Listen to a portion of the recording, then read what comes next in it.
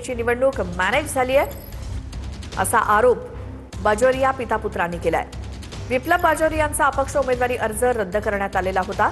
अर्ज बाद झाल्यानंतर या निर्णयाविरोधात त्यांनी कोर्टात धाव घेतली आहे। 17 तारखेच्या सुनावणीत सर्व पुरावे सादर करणार असल्याचं बाजोरिया यांनी म्हटलंय।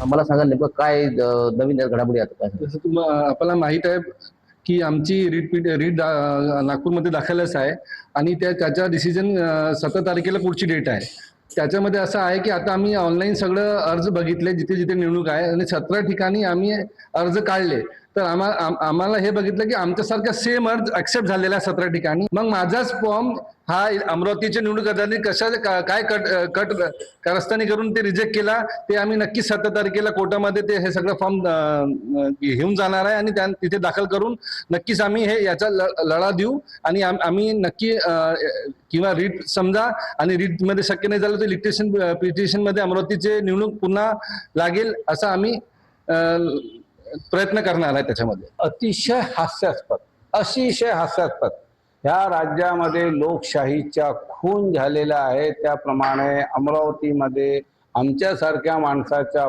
फॉर्म अवैध ठरवणे म्हणजे साध्या माणसाचे काम काय आहे आम्हाला आता शंका निर्माण झालेली आहे। ते सर्व एफिडेविट आमच्या फॉर्म आणि त्यांच्या फॉर्म एकाच फुटिंगवर एकाच धर्तीवर 16 विधान परिषदेचे मंजूर करण्यात आले।